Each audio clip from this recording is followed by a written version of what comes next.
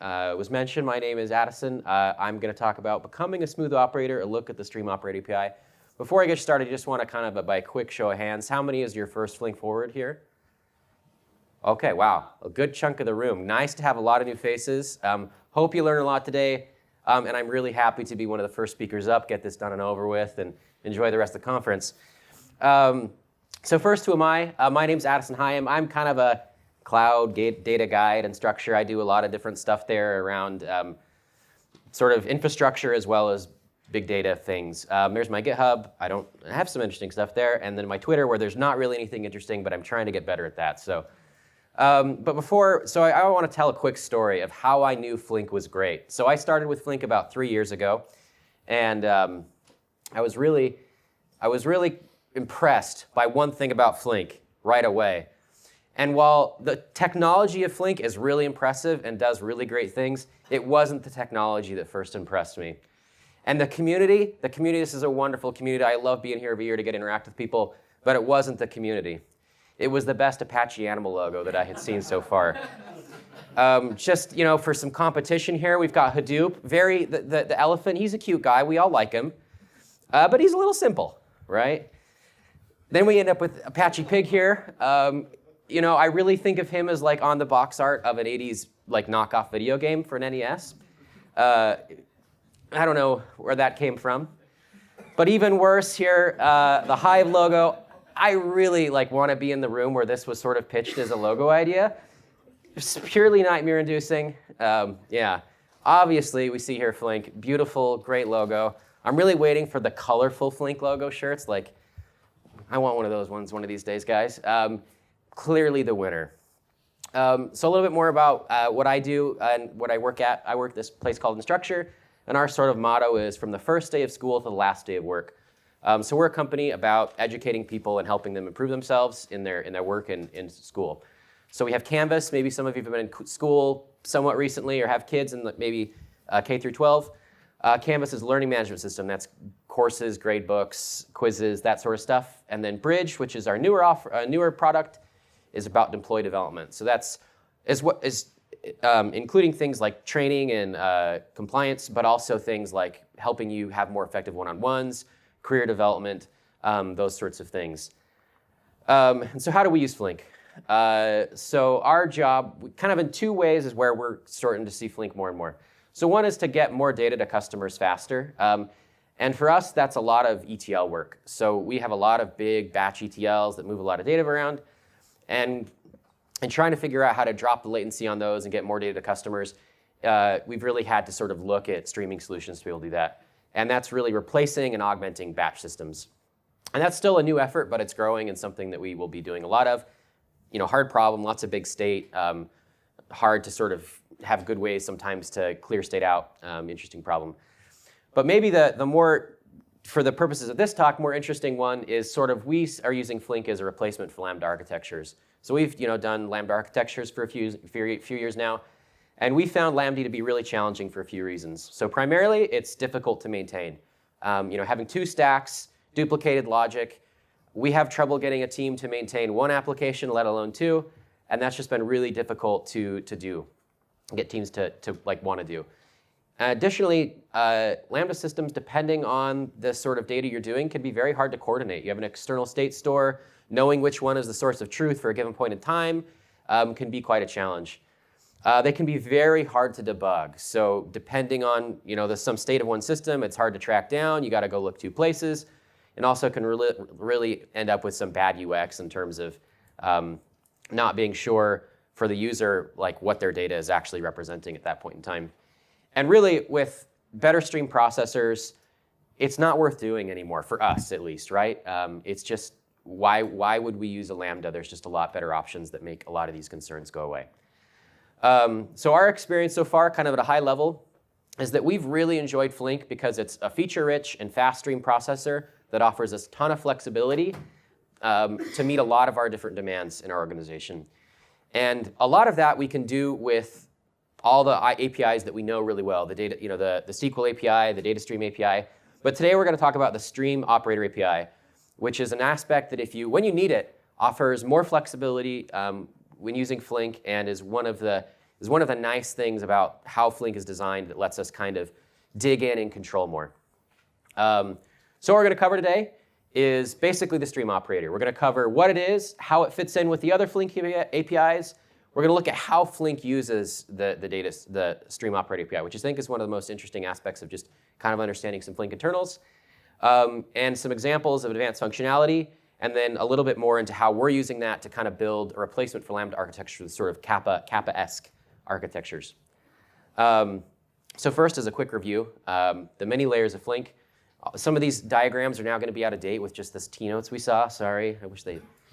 So here's kind of the typical view we see. If you've seen some presentations, you'll notice this. So here we have kind of the underlying like the deploy layer, the distributed runtime, and then from up on here, we have our different APIs, whether we're talking about in data stream with stream processing or batch, and the higher level APIs that give us advanced functionality.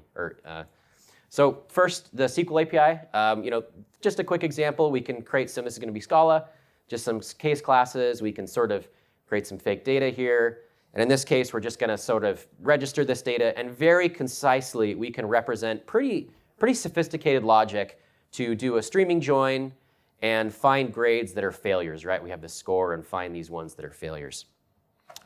Great API for being able to give to people who know SQL, data scientists, et cetera. It can do a lot of work with that. But obviously, it doesn't expose a ton to us, right? As was kind of mentioned already in the keynote today, the state and the time is pretty implicit in how we've structured this data. We don't have control over that directly.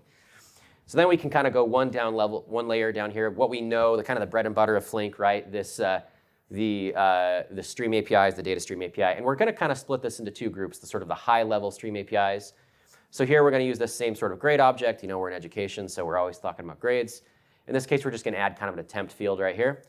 And now with this API, we can pretty quickly, we can key by assignment. So all these are going to be grouped together via the assignment ID in here. And then we're going to only look at the first attempt.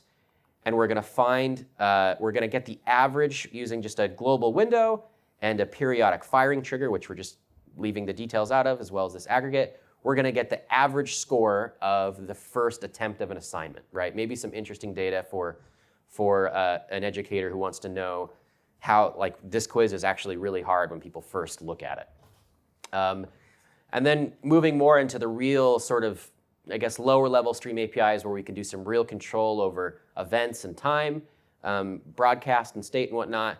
We're going to do yet another example of this sort of, we have this grade. Now we've added sort of a due at when this assignment's due, and then this message of notifying a failure. We're just going to mock up some more data. This is a little more complex, so we'll not go quite as deep into it. But essentially, with just a few lines of code, we can sort of say, hey, if we haven't recorded a grade yet, we're going to use the timer service and register a processing time timer an hour before the assignment is due. And when this timer fires, if they haven't got a grade over some score of, if they're below a failing score, we can output a new event into our system very concisely with a high degree of accuracy that would, maybe turn into an email that reports it to a student that hey, like, you're failing this quiz, you can take it again, go try it out. So to kind of sum that up, we've already seen this diagram today, but we have the SQL API, the data stream API, and then sort of the lower level process function. And as we go up that, we get more concise representation, but we aren't as expressive and we don't have as much control. This is typical API layering sort of stuff that we see in a lot of systems. So the question is that all we get, right? Like, there's a lot more stuff here. If you use Flink for a while, there's checkpoint barriers, there's watermarks, there's how state snapshotting's done, there's like per key state magic, right? When you have that state variable and you get a new thing and suddenly it's a different value, right? Like, you first use Flink, that sort of seems like pretty a magical API. How does that all work? And a whole bunch of other stuff. So one thing is, like, in some systems, that may be designed to say explicitly, hey, we're only going to let you see these layers of this API, right? Like, anything below this, don't tread here. Here be dragons. This is the realm of only those who really understand Flink, and you only get this exposed to you. But that's not really how Flink does things. So I don't know how many of you have read a lot of Flink source code, but this is sort of, in my opinion, I'm not a Flink contributor or maintainer or anything, how Flink sort of has done this historically. So Flink marks very, very few classes as private, like Java private. In fact, of like the Java streaming, the Flink Java streaming module, only like 4 or 5 classes in that whole 300 and some odd classes are marked as private. Instead of marking things as private, we often get guidelines in the terms of annotations and documentation. So those annotations just tell us, what sort of API this is, which we'll talk about, and documentation that helps sort of guide people in the right way on what APIs to use, especially with sort of the Flink docs that we see on the Flink webpage. And this really helps encourages users to experiment and understand, but is a nice balance of also not leading to a ton of ossification of people depending on internal APIs or dealing with constant breakage of some of these lower level APIs. And we see a trend as Flink evolves, more and more functionalities moved into those higher level APIs. So really, a better view of this in terms of sort of how things are exposed is a lot of this stuff is marked internal. You really, while there's no Java protection preventing you from using these things, it's not recommended, and you can really screw things up in there. And then we have these API layers on top where we're going to talk about the StreamOperator API, which is marked public evolving, and that is built, and the data stream API is built on top of the API, which is our more well-known public APIs. Okay, all right, really going to start talking about this now. As I mentioned, it's public evolving. So it means what that means in Flink parlance is that can change between minor versions. The rest of the Flink APIs will not change between minor versions. But more importantly, you can really break your app with this StreamOperator API. We'll get into why that is, but just know that because you're dealing at a lower level of control in what you're doing with Flink, you can really break things. And really, you should only do this if you have really good reasons of why you're doing it. And so don't feel like, hey, somebody talked about the StreamOperator API, I'm going to go like re-implement a ton of stuff. Not the message of this, but it is a great thing to understand. So in a quick bullet point list of what this does, so like Art was previously mentioned, so this is the building block of the data stream API. It encapsulates each data stream operation. So every time that you have a data stream, whether that's a map function, a filter function, process function, all of those are encapsulated and wrapped in a stream operator. And its primary purpose is to handle internal messaging. So it handles some lower level messages like the stream record, which we'll talk about, as well as watermark messages, etc. And it's what sort of kicks off the state snapshotting and manages those key contexts, right? When you have a keyed state and the underlying value of that state changes from key to key, it's managing those contexts of those keys. So we're actually going to look at this now at the interface of this. As mentioned, it's public evolving, and we're going to see just what these methods look like. So we have these lifecycle methods. Some of these may look pretty familiar. We have open, close, dispose, setup, pretty straightforward. We see these methods for dealing with state. Here it gets a little bit more interesting. There's this snapshot state method with the operator snapshot futures. That sounds complicated. And this also implements some APIs that maybe you've used before, like checkpoint listener to notify checkpoint complete. And mentioned, there's also some methods for dealing with keys here, setting the current key of what our operator is, and then set key context element 1 and 2. That's a little strange. And then additionally, anytime you're going to use a stream operator, you're going to use one of these as sort of a companion interface. And this defines whether or not you're going to be processing one element, like one input element, or 2 input elements. So in the case of this is like any co-stream methods use this 2 input. Any of your typical map filter are going to use this 1 input stream operator. Okay, so as we kind of already talked through, some things look familiar here, right? We've got lifecycle methods, state methods, processing messages, but we see a whole lot more. This setup, this looks crazy. I don't know what a stream task or an output is. This looks absolutely bonkers with snapshotting state. And then these handlers, what are we supposed to do with these? And then the dealing with keys. So, and then there's a lot of things that we didn't even talk about, right? Like how do we actually send messages downstream? I won't go back to this, but maybe you noticed there's not our typical sort of context or collector methods that we're used to on our process element functions.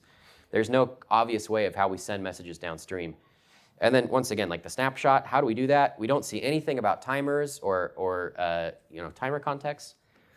So luckily, it's never expected that you are going to go implement the StreamOperator API directly. Everything pretty much in Flink actually extends this abstract StreamOperator class. and then you mix in one of your one or two input streams operators. And so once we do that, that does a lot of magic for us. And all we're left to implement, the only thing we got to do is this process element function that takes a stream record and then uses the output, which is a class defined on the abstract stream operator, and we collect that, and we actually replace the contents of the stream record. So that's it. That's all the StreamOperator API is. Like, what? You know, like, we went through all that work, talked about all that stuff, and you're going to say, like, that's all we do? Why would you want to use this? So to really understand why this is useful, let's look at how Flink uses this API. And we can see what Flink enables by the usage of this API. So we're going to look at the code in Flink for the timestamps and periodic watermarks operator. I know you're so excited to do that. I really am. It's not a mouthful at all. So what does it do? We're all probably pretty familiar with watermarks and timestamps. Oftentimes we need to sort of implement one of these watermark extractors and timestamp assigners. And so we'll extend these assigner with periodic watermarks or punctuated watermarks, depending on your needs. And we're just going to do a really basic implementation of this. We're just going to take the max timestamp. And then we use our data stream, assign timestamps, and watermarks. And when we do this, this class, our watermark extractor, is going to get wrapped in this timestamps and periodic watermarks operator. And there's a lot of code here. We're not going to go through every single line, but I just want to highlight a few different things that maybe is new to us when looking at this API. So first, we've got this chaining strategy thing. The chaining strategy in Flink is the mechanism whereby we can sort of see how things get grouped into a slot, right? So by using this API, we actually have explicit control of on the operator saying, hey, this thing always needs to be grouped up with its parent, its preceding operator. So that's kind of nifty. We have this, we can get configuration values. So from the abstract stream operator, we get this execution config that gets the watermark interval. So we can see how often we're supposed to be emitting watermarks.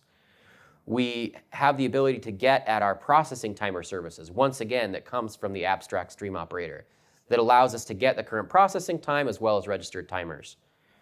And then we also, as previously mentioned, we have this output, which once again gets presented to us by the abstract stream operator that allows us to collect and the stream record where we can replace the contents of either, in this case, our timestamp.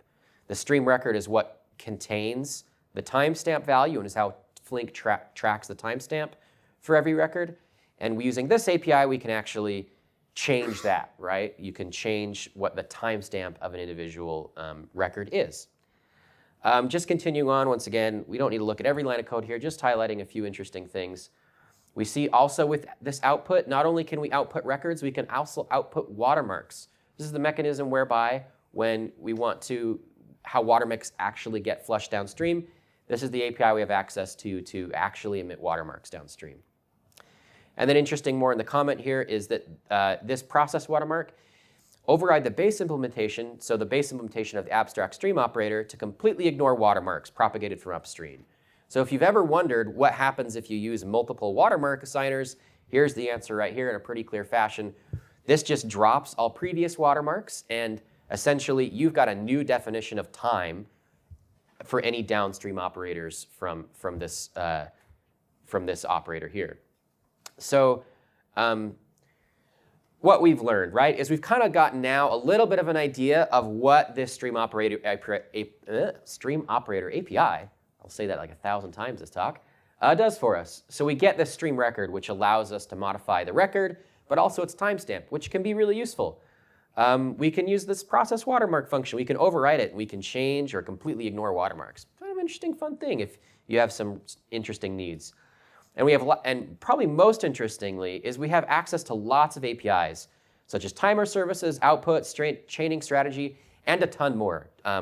If you're really interested in this stuff, I'd really encourage you to go look at the abstract stream operator code, but there's a lot of stuff that we get access to because that is really the layer that sort of binds us between the data stream, the data stream APIs and the underlying sort of internal runtime bits. The StreamOperator API is kind of the glue between those two layers.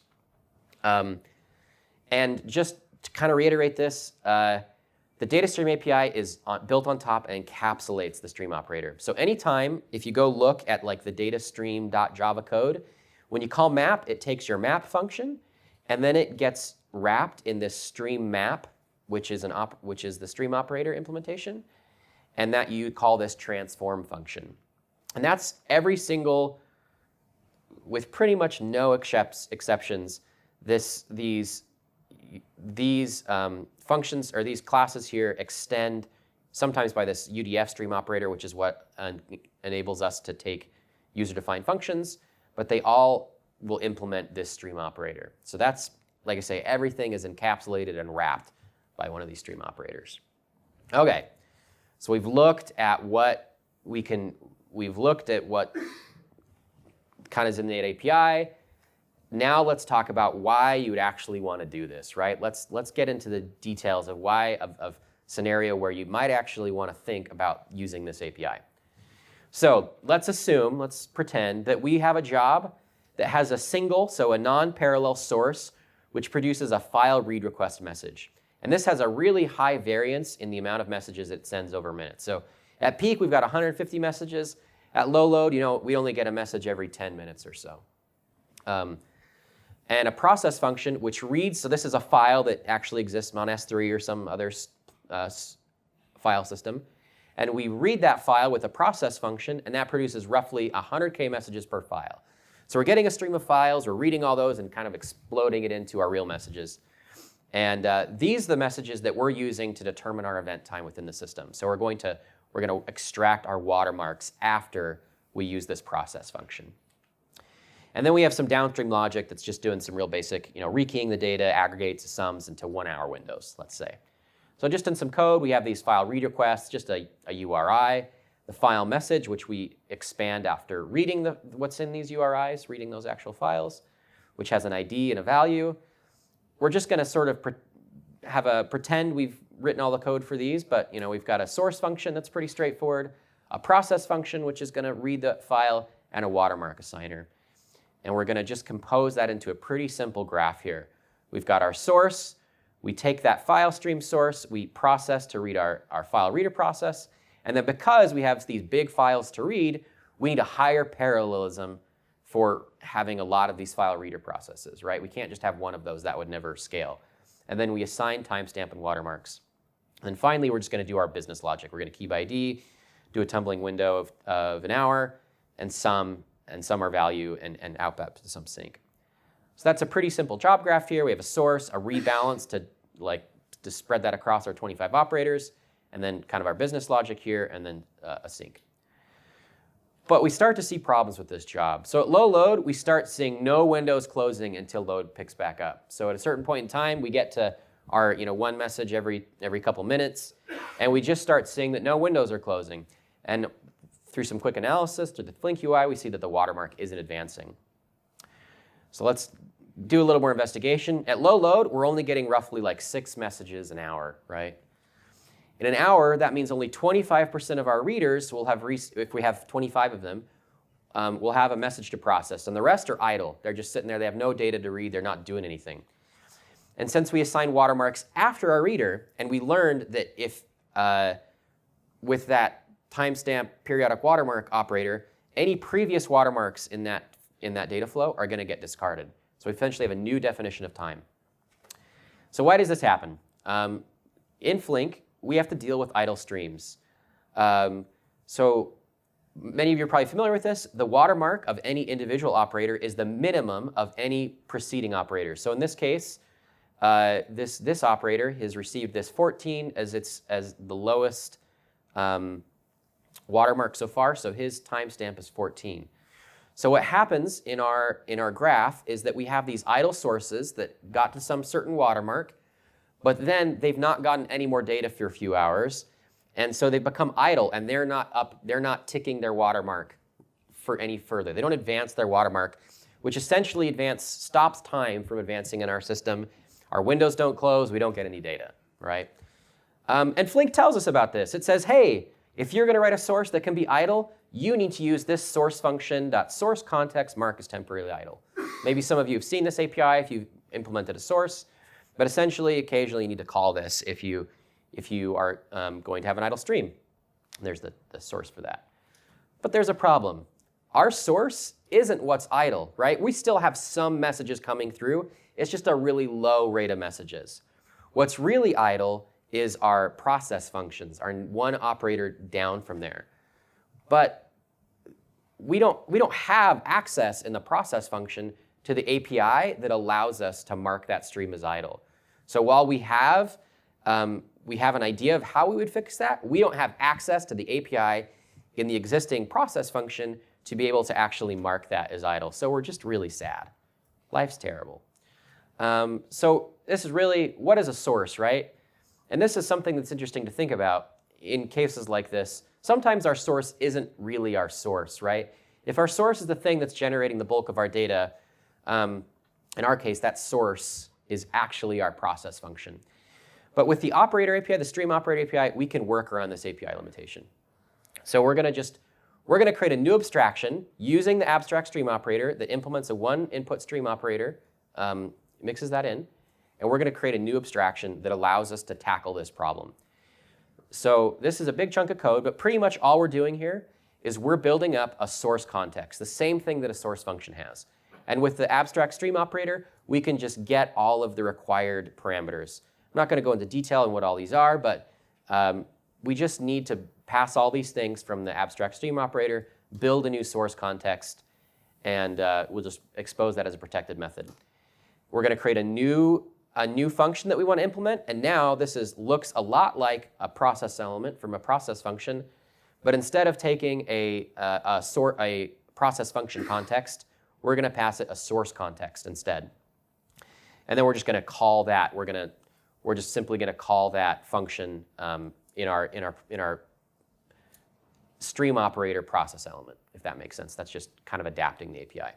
So now with this abstraction, we now have something that looks, it's a messageable source, right? It kind of has a lot of the capabilities of what a source has, but it also looks, it can receive messages.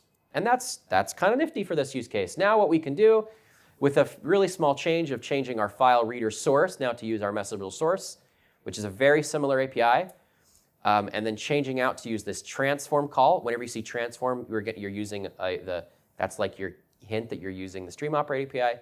We've now got a way to solve this. We can just call within the implementation of this, we can mark the stream temporarily as idle, and our watermarks are going to continue to advance properly.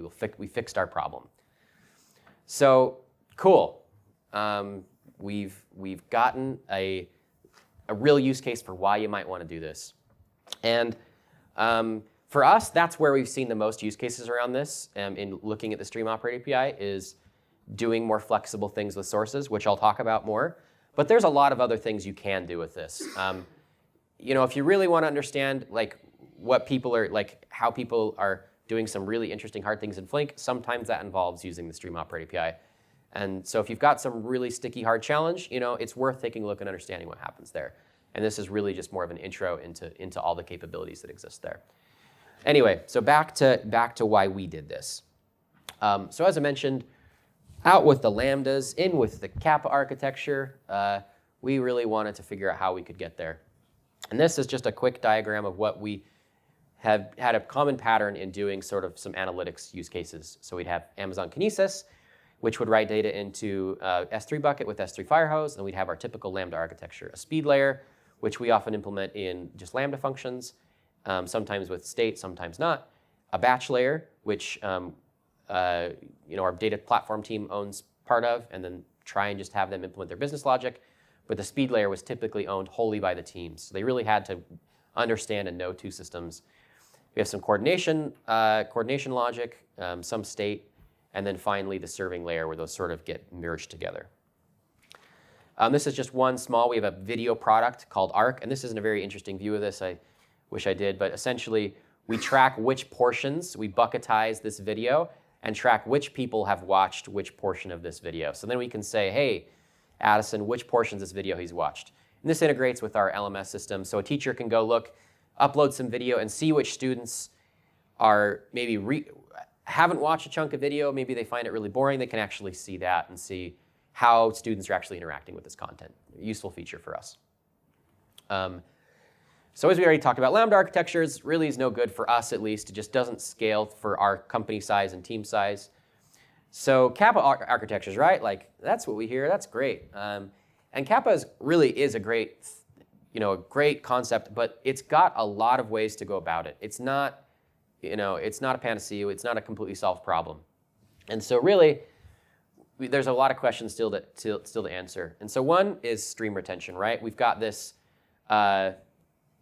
This is not an answered problem. You've got Kinesis, which doesn't have great options for that. Kafka, if you're going to do no-trim Kafka, that's really sort of an operational headache. And even more slant solutions, so like Pulsar, Pravega, they have the tiered storage built in. Sometimes, if for long-lived streams, scaling your reads can be difficult, right? As you get really long-lived streams, being tied to how that data was initially laid out can be a challenge. Another common pattern you'll see is just to reuse the stream logic with two different sources. In other words, you have two different DAGs. So reuse the logic, and then you'll have different sources and different DAGs. But often this requires having an external automation to coordinate between two systems. So rather than having one job that kind of does everything, you have to have two jobs plus some external automation to kind of coordinate and make everything work together. So our approach was we weren't ready to move to Kafka. We weren't really ready to change out our kind of streaming transport. And we also wanted to avoid external automation or state if possible, because that always gets a little tricky. So our kind of big question was, can we do this all inside Flink? And this is really where the StreamOperator API shines.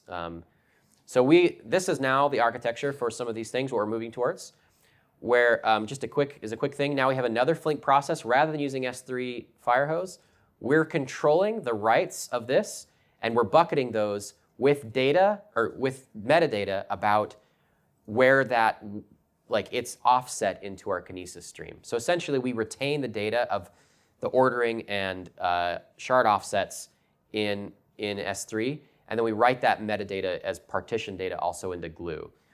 And then using Glue in S3 as well as from Kinesis, we can create some APIs that wrap both those sources, which we call the S3 Kinesis reader, which allows teams to just worry about their business logic transformations and a sync. So we've really reduced the complexity of what teams need to own and worry about.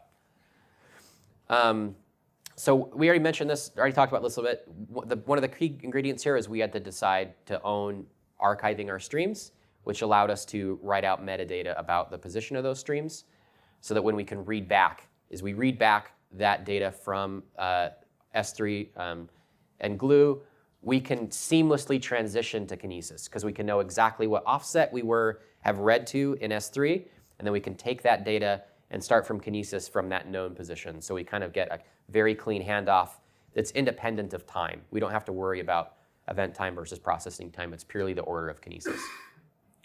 But there's a lot of other challenges. I learned a bit short on time, so we'll go through this a little fast. But the Flink Kinesis consumer is not easily reusable in this case. Scaling reads during backfill, we need to read multiple files at once, right? We want to be able to scale out those reads in a fairly parallel fashion, so we have to be able to reorder and sort of buffer the results. And remember, Flink is still like a forward flow communication system. There's not really a great way to do sort of communication back and forth to say, hey, we finished this percent, this portion of this, move on to the next step. So we have to kind of use a full, only single message direction topology. And we still have to worry about idle streams, watermarks, etc. So we made essentially this messageable source, which we could use to then have an adapter for the Kinesis data fetcher, which we call the Kinesis reader. And that's what allowed us to not have to rewrite our own Kinesis implementation. We could use this and create our own Kinesis reader and reuse all the nice Kinesis code. We also built one to read files so that we could send messages to this, and much in the example we looked at, to send messages to read a whole bunch of files in parallel. And so together, these allow us to backfill data from S3, transition to reading Kinesis, all in the same job graph. So we don't have to have any external automation. And additionally, we'll get to this, while there is some extra operators that are running once we're finished with the backfill, we don't have to immediately take a save point. Whenever we feel like getting around to it, we can scale down the batch side of that job. So this is what this looks like. not going to go too much into the details, but essentially we broadcast with a single source these read request messages that specify who should be reading them. And then once this is done, it sends a message to these S3 file readers that, hey, you're not getting any more messages. And then when each one of them is done, they broadcast this notify backfill finished method to both the record buffer, to record buffer, which is used to reorder our batch data, to flush any remaining data, and also signals to the Kinesis reader that it's time to start reading from Kinesis and the state of the shards from where to start reading those from. This is a sequence diagram that gets a little more into that same idea. We sort of you'll notice all these messages flow forward, so we have to use a lot of broadcast messages to be able to communicate the state of the system, but both systems are able to get notified of what to do based on this backfill finish and these broadcasts of those. So I already mentioned this. We'll eventually want to scale down, and we can just do that whenever we want, right? Or we conditionally build a different graph. So far, this has allowed us to really reduce the business logic. For just some simple aggregations, this has meant like 500 lines of code to less than 100 lines of code. And performance has been really good in backfill, right? But we do sort of have, depending on your needs, it's not as strictly ordered as the stream data. So if that's really important need, we kind of there's some more things to do there. Some challenge of this has been glue partitioning is difficult to avoid small partitions. And this is still very kind of an experimental thing with some bugs too. I mean, we're using this, but depending on like ordering stuff, it's not like completely, we haven't worried about some of those edge cases. So there's some Flink changes that aims to make these sorts of use cases easier. So the Flip 27, this is the refactoring the source interface. It's going to split that into two components so you can kind of natively support more, do that. So just to kind of finish up, should you do this? I don't know. This worked for us, for our use cases, for a lot of like complex reasons. It's really nice in some ways, but it's not necessarily like a silver bullet. I don't recommend you all go like adapt this is the way forward. And one thing is, this is going to get better, right? Like this is definitely the way Flink is moving. And so if this isn't like your needs right now, a year from now, this is going to look very different. So in conclusion, StreamOperator API is how a lot of Flink achieves the features we know and love. If you know how to use it, you can do a lot of powerful things in your Flink applications. And you can build your own abstractions, but be careful, right? Like be judicious in using it. Some other talks you might want to see that kind of touches on some of this stuff, the Flink 2.0, and Uber's going to talk about how they're moving from Kappa to Kappa Plus, which is really, really interesting. So a few sessions that might be interesting to you. Anyway, that's it for me. I think we just got a minute or two for questions. Thank you. Did you consider using Beam? We have not considered using Beam. A lot of that in our so far is sort of, while Beam has a lot of really nice things about it, Beam is just harder to kind of give to developers and really make them see and understand what's going on. I think it's a harder API to approach. So we've looked at some of Beam. It's something we'll look at in the future, but it's not something we've like, for right now, there's just a lot more comfort around being able to use Scala and data and the Flink APIs. And then in the back. So Addison, could you just remind everyone that Instructure is hiring? Oh, yes. Yeah. So we do hire, if this sounds interesting. Any other questions that are questions? I mean, that's a great thing, but. All right. Well, thank you guys so much. Have a good rest of your day.